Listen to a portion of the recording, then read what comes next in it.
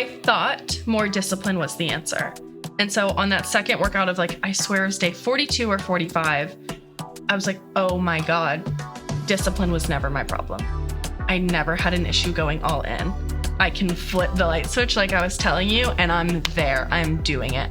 Balance was my problem. Welcome to Level Up with Lily, where we are getting 1% better every day, whatever that means to you, and elevating our health, wealth, and mindset. I'm your host, Lily, and I am so excited to bring on today's guest. Kelly is a wellness and self-growth coach based here also in Austin, Texas. As a former bodybuilder herself, she empowers women through holistic nutrition, fitness, and wellness coaching to be the highest version of themselves. On this episode, we had a great conversation about her experience with fitness in an all or nothing mindset and where she is now today. We also dive into her business of coaching and her recommendations for coaches that she works with as well. This was a wonderful episode, and I can't wait for you to hear it. Welcome to the show, Kelly.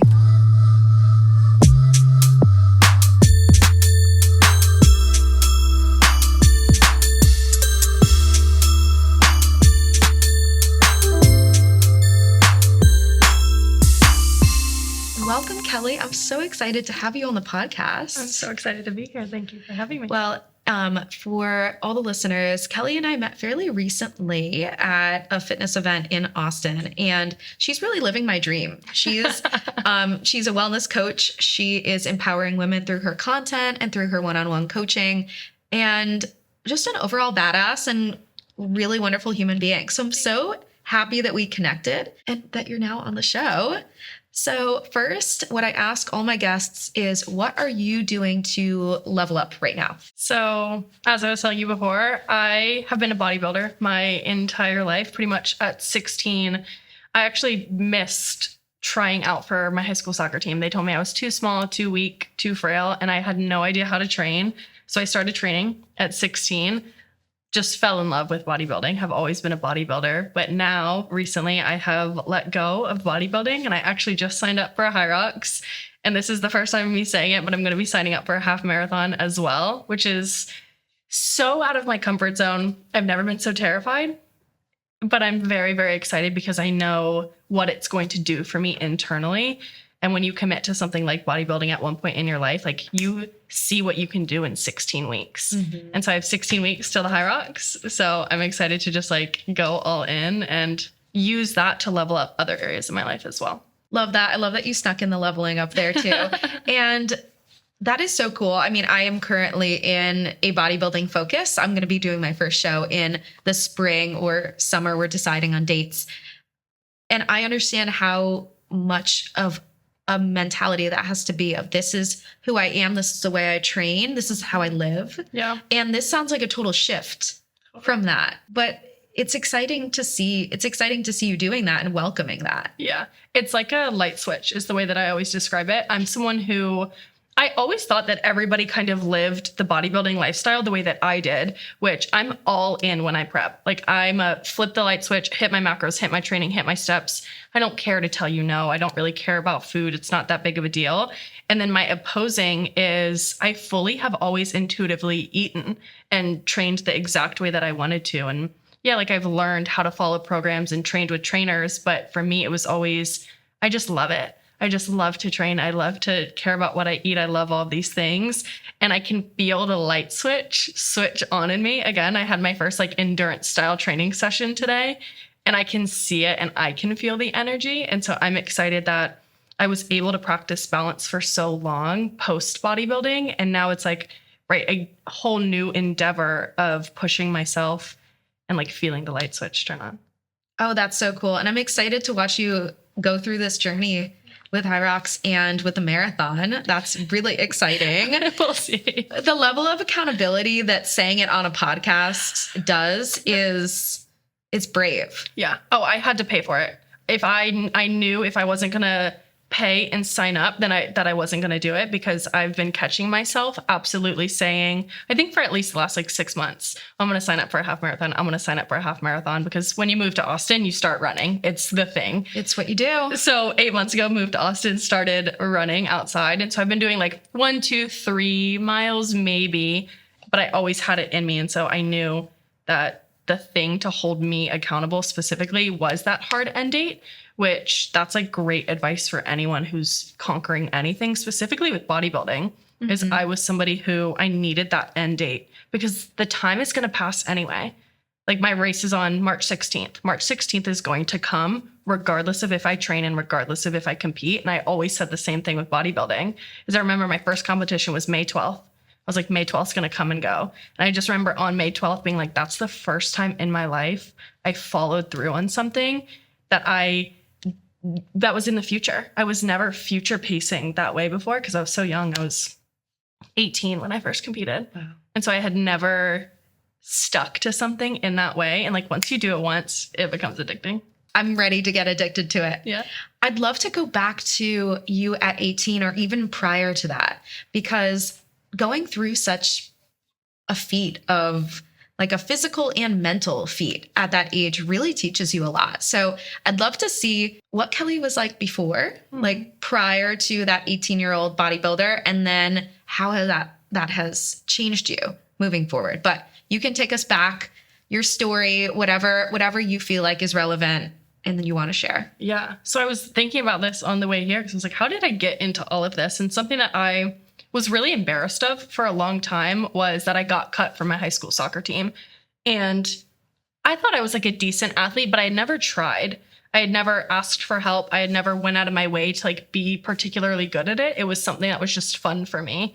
And so I was someone who I was like pretty average my entire life. And that's just a hole that I fell into. And once I started getting into fitness, I realized like, I really like this. And I'm like decently good at it. Like I wouldn't say I'm not a pro bodybuilder. I'm not anything like that, but it was something that I had passion towards. And so for me, that was like the biggest thing, is finding something that I actually was good at and was seeing progress in and could go all in. And I remember I paid $200 for my first coach. It was horrible. It was awful. It was a horrible bodybuilding prep. And like, I wouldn't say I even had a successful prep or knew what I was doing until my third one. And so every single time that I prepped, you become a new version of yourself. And I actually was in an abusive relationship for my first and second preps. And so I kind of cut it off by that relationship more so than bodybuilding, where it was who I was. It was always trying to prove something to other people. Like I said, like I was very average. Like I never stuck out. I was never actually really particularly good at anything. And so the switch to me was doing it for me and not doing it for everyone else. And that was that third prep, was doing it for you. 100%, where I actually got to fall in love with the sport. And the purpose was for me. And like, I totally got lost along the way. And sometimes it became for external validation. And then you throw social media into the picture and you throw the fact that it's now my job into the picture. And so there's all these other outside factors that come into play. But for me, I would say the biggest differentiator was the self-worth aspect of it, which was doing everything for external to the switch of, oh, this is for me. I remember getting to my last cardio session of the last day of prep and being like, I'm proud of myself. I'm so proud of myself. And I had never said that before. I graduated college. I started my own business. I did all these things and none of that mattered to me. But the last cardio session of the last prep was like, cool, I'm proud of myself. Oh, that is so cool.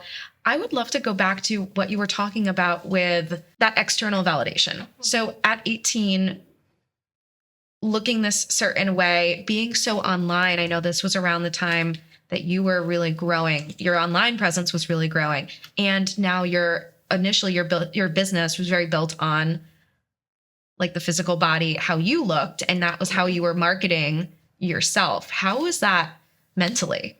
I didn't realize that it was happening while it was happening is one of the key factors of that. And I wouldn't even say it was at 18. It was kind of more so towards that 21, that last prep, because my best friend at the time was a photographer.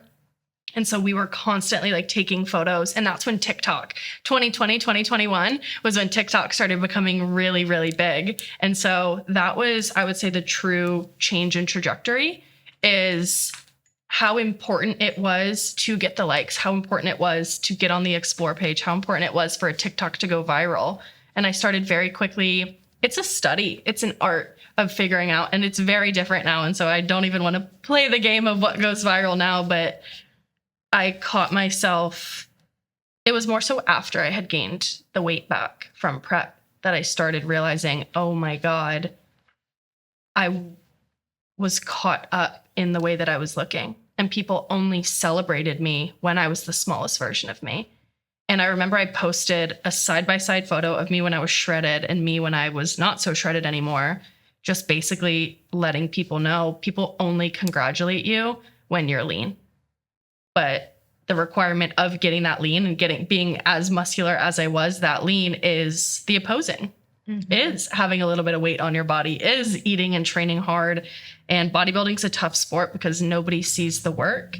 And I just remember becoming so irritated that girls would comment and be like, you got so lean so fast. I was like, I've been doing this for 6 months. I've been eating nothing. I didn't have a single cheat meal. I didn't have a single off day for 6 months.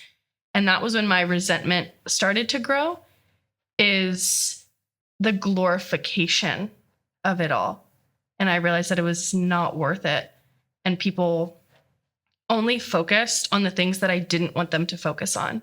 And so I started realizing the level of misunderstanding that bodybuilding and social media causes. And I was someone who, I was so engulfed in social media that when I started realizing, oh, they'll never understand me, that was kind of like the switch flipping for me. What was that pivot like, moving out of bodybuilding into this more intuitive approach and growing your business and growing as a person outside of this? Because this sounds like a very toxic spiral that you can fall into. I know many people who fell into that toxic spiral during those days of TikTok, during those early days of lockdown, and clearly you're here and you're thriving now. Like, what was that pivot like? And was there a reaction online? Was there a reaction to the people around you? It probably spanned over a year and a half. And the best way to describe it is I was scratching and clawing to not do what I was being asked to do. And I always, I want to say it was almost like a pull from God, your intuition of, okay, this is the direction you're supposed to be going. And a little bratty teenager, I was like, no, I'm not doing that. I don't want to do that. But just internally.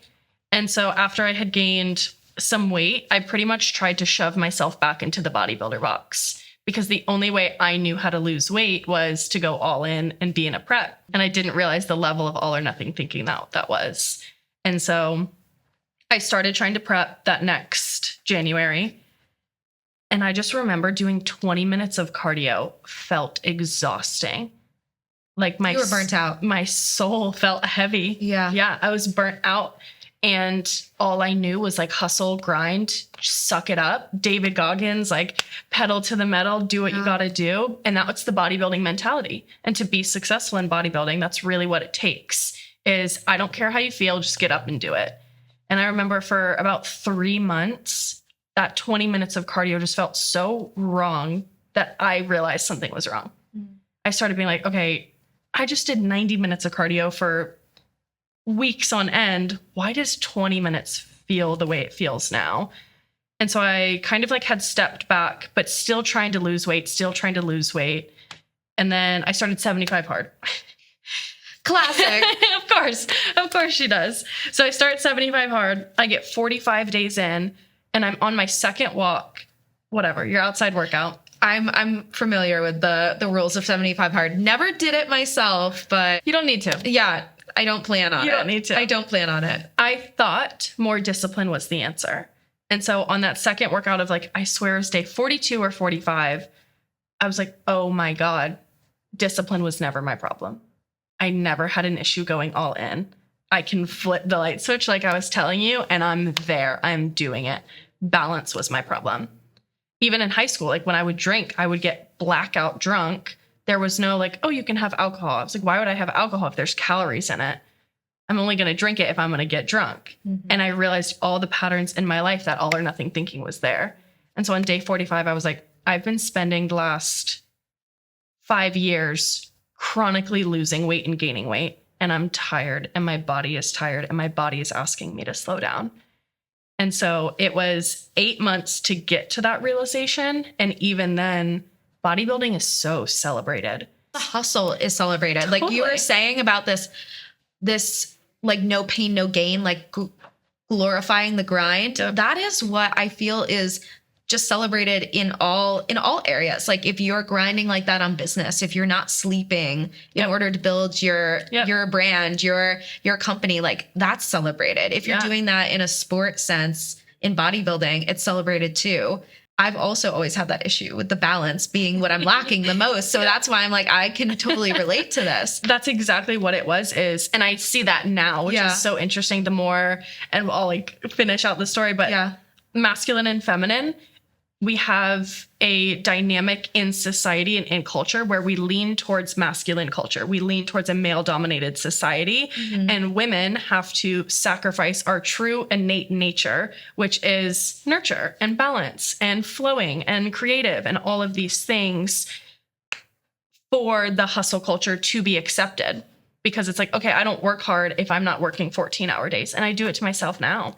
Whereas like the reality is I could work 2-hour days, but I choose to work 14. And so sometimes I have to come back and remind myself of rest. But going back to what I was saying, I had that realization, quit 75 hard, and I made a promise to myself that I wouldn't try to lose weight for a year.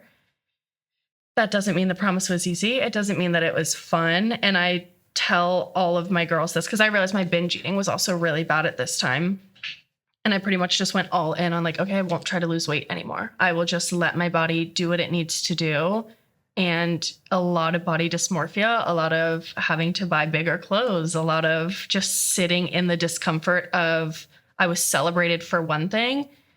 And now where am I going to get my worth? And 2 months into this, I've met my mentor and joined his program. And I learned about the ego, the conscious, the subconscious. And I was like, every single thing makes sense. And he entirely saved my life. And I am who I am fully because of him. And that's why I'm so passionate about mentorship. I'm so passionate about continued education because without him, I would not be me or have the business that I have. And he'll always laugh at this story because 100 times over, basically I was a fitness coach, navigating being a fitness coach. And I was like, well, I want to do wellness and personal development. And then I would go back and post only fitness content. And he'd be like, dude, I'm like, sorry, I can't help it. It does well. It does well. The internet loves it. When I post a photo of my body, it does well.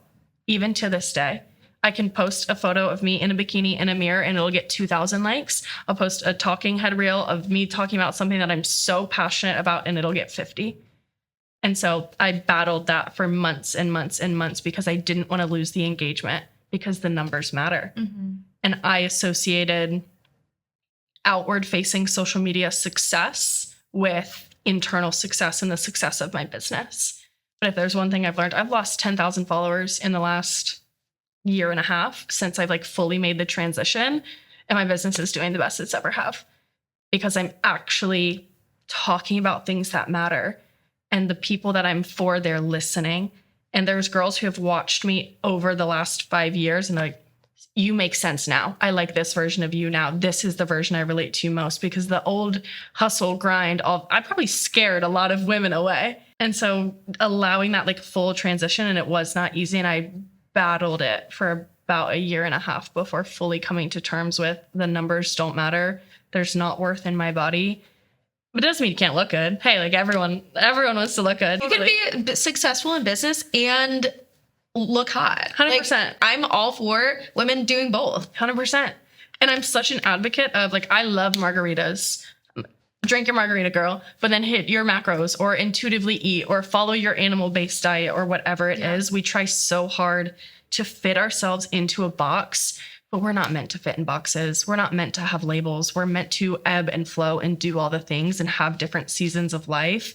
And I rejected stepping out of the bodybuilding season for so long. And there's still like a little part in my heart that's always like, that was so badass. But it's being able to look at a past chapter of your life and see what it gave you without needing to be in it again. So like you can reread the chapter and not want to light it on fire or not want to go back to that time, but just absorb it for all that it gave you. You grow and you learn through every chapter. I wanted to, you mentioned briefly earlier binge eating. Are you comfortable sharing anything about your experience with an eating disorder? I'm always comfortable. I have found that a lot of women that I know who are in this space have gone through something like that in the past. It's part of my past, and I'm very vocal about it. And I want to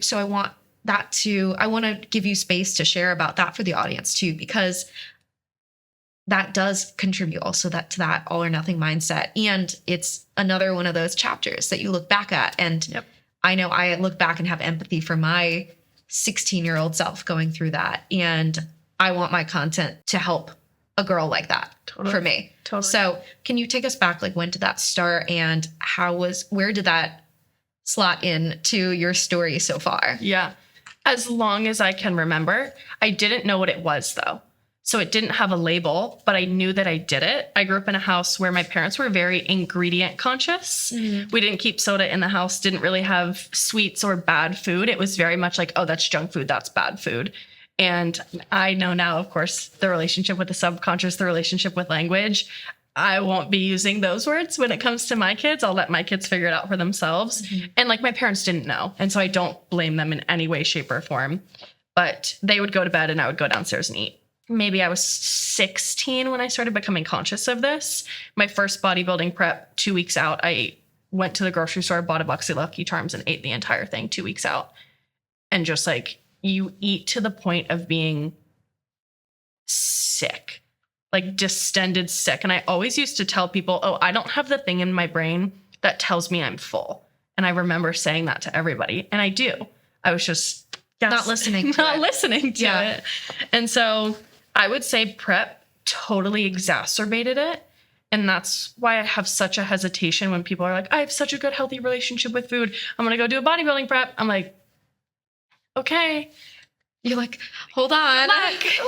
Yeah. Wishing you the best of luck. And I'm not saying that there's not a way to do it, because everyone's different. I don't want to project the way that I handled it.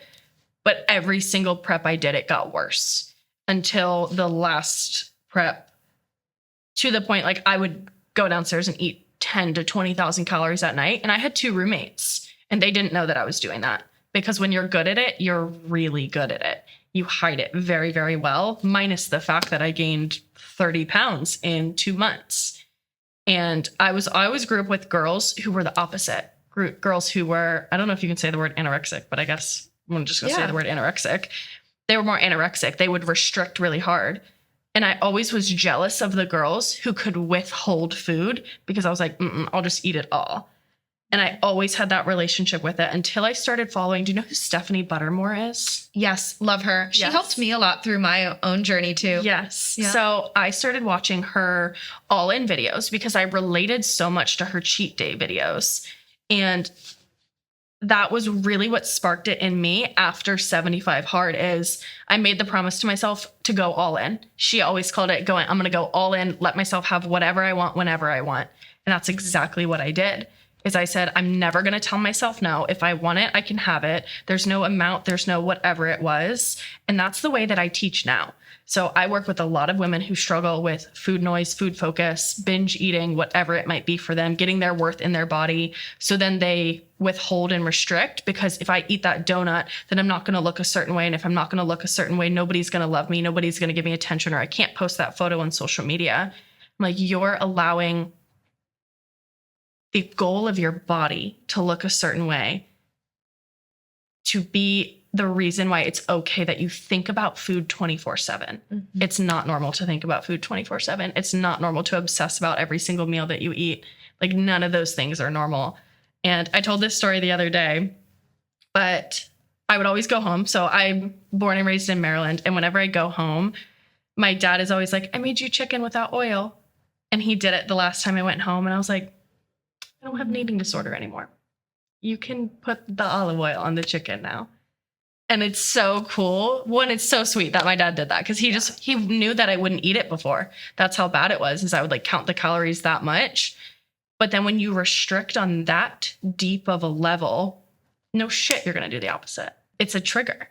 Well, that all or nothing that you're talking about, or like the going all in, when you said going all in, it made me immediately, I'm someone who thinks about language a lot. And you going all in on recovery and on allowing yourself this food freedom is the similar language to how you're saying you go when you were in your bodybuilding phase, you go all in on what you're working on. And in a business sense, you're going all in on those 14-hour days.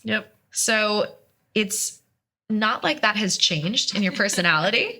Which it shouldn't, because clearly I think that ability to throw yourself into something 110% is what I see the most successful people have, but it's that channeling it into the right place. Yes. Because when it's channeled into how you look at the food you're eating, then there's no mental space for all of those other things. Because when these girls, I imagine, they're so fixated on, oh, I can't eat this because then I look this way and I can't post this.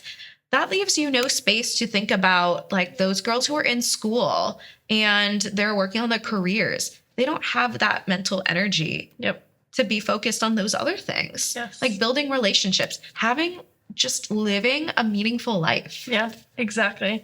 I always say, like, you take up all the brain space thinking about food that you can't think about anything else. And it's exactly that is we choose where our focus goes. And circling back to like my relationship with the going all in, that is where I see most women struggle, because they'll dip their toes in all in and they're like, but I don't want to gain weight. Or they'll try it a little bit and they like it. And then they see the scale go up and they're like, don't like that. And so I would say that's the hardest thing. And I always preface, everyone always asks, I would say that's the most asked question I get is, how do I start healing my binge eating? And I always say, you're not going to like my answer, but the answer is you have to go all in. And you have to go all in on not giving, excuse my language, 2 fucks about the way that you look at all for however long it takes for the food noise to stop, because I promise you it will stop so long as you make that full commitment. And I'm like, it sucks and it's hard and it's uncomfortable. And that's really when I switched to a holistic standpoint as well, because I realized it's really easy to binge eat on not great food for you. And you start to feel heavy and you feel lethargic, and like my skin started to break out and just all of these not great things. My digestion started getting funky. And so when I realized, okay, I need to start switching the ingredients because then that affects how I feel, it also became really easy then to not overeat on that food, because my gut was balanced and my hormones were balanced and I wasn't so volatile and all up and down and all over the place. And a good thing that I always like to talk about in relation to all of this is, for a long duration from at least 18 to 21, so the whole duration of my bodybuilding career, I was on Prozac, Adderall, Trazodone, birth control, absolutely everything. And I take nothing now. I basically didn't know how to live in my body. And so that was a huge thing, is my mind and my body were always disconnected. And I had that internal knowing where I was like, this isn't right. I don't want to numb the sadness, because then it also numbs the joy and the gratitude and love that I feel. And so I made a full commitment to myself. And that's one of the hardest things you could ever do, is like getting off Adderall and pulling back on Prozac. And there's a time and a place where everyone needs that. And so I never want to shame anyone who does need that, because it's a tool. And I needed it at one point in my life. No, I feel the same. I also was on medication for my anxiety for a very long time, through high school and most of college, and had gotten off of it since, because I realized at that time in my life, I really did need it. I needed it in order to do the mental work to get to now. But then once you get to that place and you're like, I can do this myself. Exactly. I want to be in my body. I want to be the one calling all the shots. Exactly. And being able to go to ease off of that is really empowering. Yeah. Yeah. And I always say, because I would hate when someone would tell me oh, you don't need that, or don't go back on that. And I would always tell the boyfriend I was with, when I would get off it, don't let me go back on. Don't let me go back on. And then when things would get bad again, I'd be like, I'm going to do it. I'm going to take it. And so now I'm to a point where I understand life is just ebbs and flows, and I understand the female hormonal cycle, and that we feel great for 2 weeks and then it's going to be a little bit of a dip. And when you learn to ride those waves and not have such harsh expectations and not try to treat yourself like a man, because you're not, is huge. And I was always someone who was like, I can do anything a man can do. I don't want to anymore. I don't want to anymore. We can, but we don't want to. Exactly. I love that mentality. Yeah. I want to switch gears a little bit and talk about your business because you've mentioned to me how your business and the type of coaching that you do has shifted. Mm-hmm. As you said that your mentor noted that you want to focus on this more holistic approach. Yeah. So what's part of your work that really lights you up? I would say like one-on-one coaching calls is one of the greatest things. And it was always, that's where I got the most support from my mentor. And it's very different. The easiest thing to compare it to is therapy, but it's very different from therapy. Therapy focuses on your past and why things are happening and the root of it in that sense, where you do a lot of analyzation of what's going on. Whereas coaching is future paced and focused. And that was the biggest differentiator for me. And so when I started shifting, which like it was hard to shift your business away from something so tangible of here's this physical transformation. Here's what to eat. Here's how to exercise. You'll lose weight or whatever your goal is. Yeah. The imposter syndrome of, well, I don't know if this is going to work. Like we can get on a coaching call and it could be the greatest coaching call of your life, or we could get on a coaching call and you could be like, what did she just say to me? And so that was a huge learning curve for me. And now to the point that I'd say I'm 2-ish years into now doing coaching calls, probably not even. And I'm finally like, oh, it 100% works. So long as the other person is willing to meet themselves on that vulnerability level. And someone said this one time and it plays rent free in my head and it stopped me for a really long time. She had posted, it was like this 45-year-old woman. She posted on her Instagram story something about a 25-year-old life coach. I'm a 25-year-old life coach. So the way she worded it was like, why the heck would I ever take advice from a 25-year-old life coach? And that like put me in the shadows and put me in shame, where I never wanted to call myself a life coach. I never wanted to focus on that. And so even to this day, when I explain what I do, I don't love saying that, but that's what it is. It really is. And those are the most powerful breakthroughs because we don't know the language that we speak.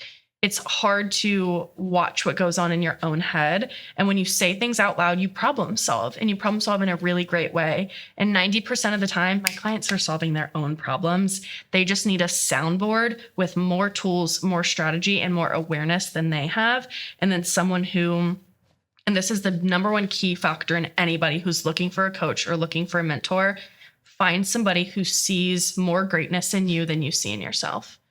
And that is why I truly believe like my mentor is the greatest man ever. He thinks that I'm phenomenal. He just sees the moon and the stars and all of the things, and he will get frustrated in that sense. And I feel the same frustration towards my clients as I see how great they can be. And when you can redirect someone who is zoomed in like this to see their greatness and see their bigness and start to allow that to happen, that to me is like the most life-changing thing in the entire world. That's awesome. I love hearing that. And in a way, you are a mentor to many women, and you also are mentored. Yeah. And I've been thinking a lot about that relationship too, of having a mentor and also being a mentor.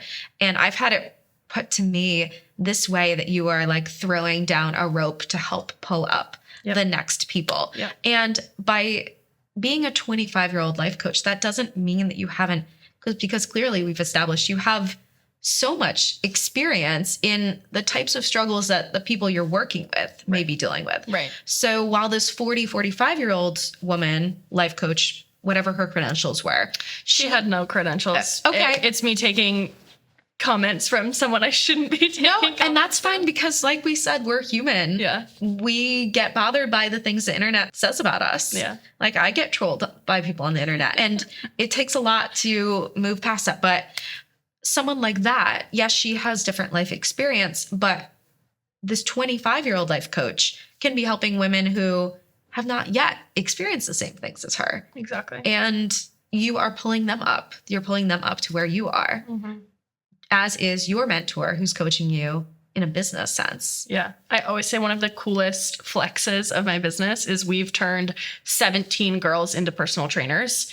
That's just from the fitness side of things because of the method that we use. So a lot of women have hesitation to like start their fitness journey because they believe it's all or nothing. And so I always say one of the coolest things ever is we inspire them to do fitness in a healthy way. And then my personal development program, I work with, I would say about 50% coaches. And I say the exact same thing to them because they're like, well, can I take what I learned from you and turn around and teach other people? Please, that's all I ever want you to do because I'm not going to change the world. We are going to change the world. So when I teach you something and then you get to go take that and you get to teach 10, 15, 20 other girls who then get to have that same waterfall effect, that's how the world changes. If I was like selfish and viewed everyone as competition and was catty about it, I would never actually make an impact on the world. And when you zoom in like that, sometimes day to day is, oh, I'm not really doing anything. I'm not making many changes. But when you can zoom out and see the domino effect, that's what it's all about. That like gives me the chills. That's so exciting. What is advice so you said about half of this program is other coaches. Yeah. What is a piece of advice that you feel most coaches need to hear that you tell them or just in general? Probably off the bat is to be yourself and use your own voice. And I work with this with my mentor a lot as well, is he is so phenomenal, so well-spoken, so intelligent. And I coach inside of his container as well. So I have my own business and then I coach coaches in his container. And for a while, I just tried to adopt his voice because I saw that it was well-liked and well-respected. And I just wanted to be like him because he's successful. So I thought the more that I copied him, the more successful I would be. And I see women in my community do the exact same thing to me. They'll make their content and it'll look just like mine, or they'll say something and it'll be just the way that I would say it.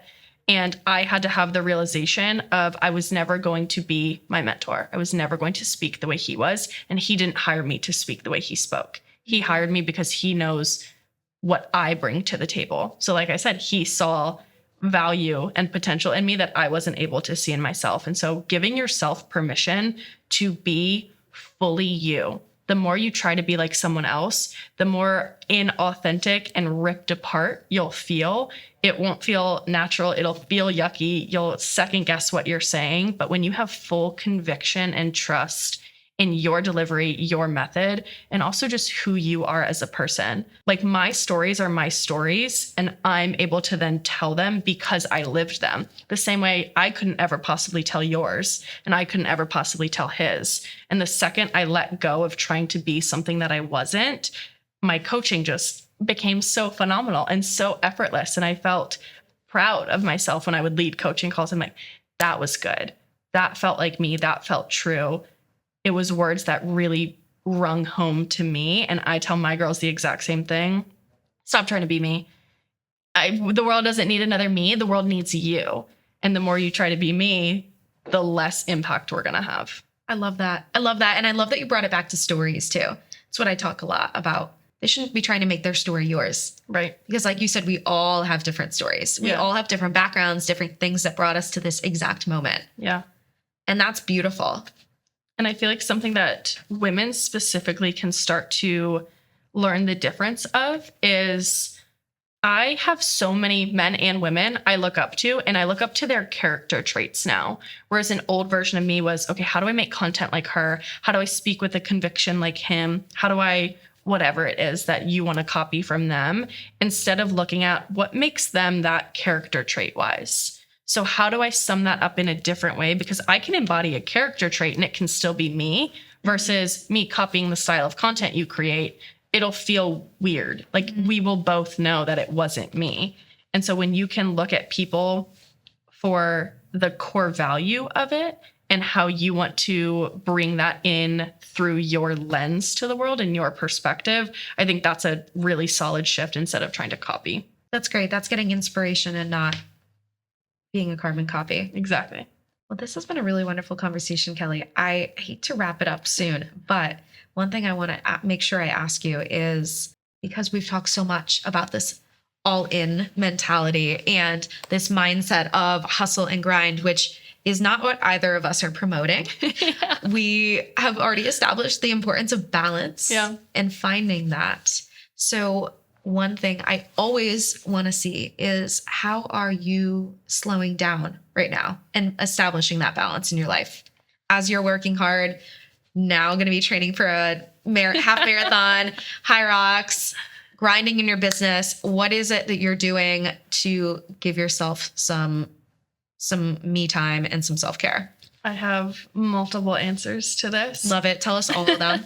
One, I think everyone should be in therapy or have someone where they voice what they're saying. Depending on how woo-woo you are, things will hit different for you. But truly, when you clear out your throat chakra, you're able to understand clarity on a different level. 2, I cold plunge in sauna every single day.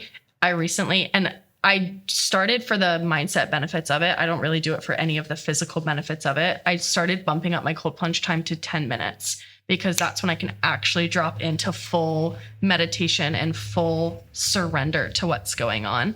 And the third one, I kind of want to go back to the first one for a second. Okay. Having somebody who calls you out in your life as well is I noticed myself. And which could be a therapist, or it can be 100% a parent or a best friend or a partner, yes. or like someone at work. Yeah. Yes. And I noticed, and this is a good also lesson, is I noticed myself starting to kind of like gear towards, I wouldn't say binge eating, but definitely like eating past comfort because All or Nothing started showing back up. And I wasn't taking rest days anymore. And I was slipping back into the hustle and the grind culture and all of these things. And my mentor said to me, "You're just doing All or Nothing again." And I was like, shit. I see it too. And so I needed him to tell me exactly what I was doing and to put my ego aside because I hadn't taken a rest day in 4 weeks and was getting into that space. And then you become resentful and we act out, our inner child acts out in some way or another. And then I would say the third way, and I tell everyone this, in the summer, I'm a plant. Yes, I support like working long days. I set up my schedule where I have on weeks and off weeks. And then I have certain days where I do nothing. And in the summer, I'm outside from when that UV is a 10, cool, I'm out there. You can best believe I'm outside soaking that up. And that's something that I've always wanted to give to other people as well, is it's so easy to fall into hustle and grind culture.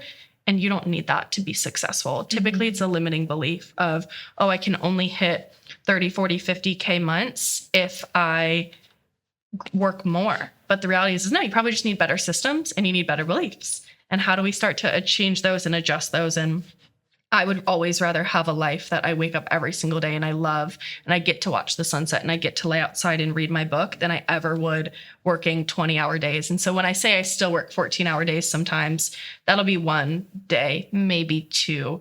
And even in there, I'm still pausing in the middle of the day to go train for 2 hours. I'm still making sure I'm taking care of myself in some way or another, because my whole life is meant to be lived right now. My whole life is not going to be lived tomorrow.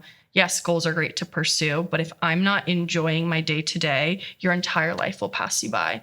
And I refuse to do that. Oh, that's beautiful.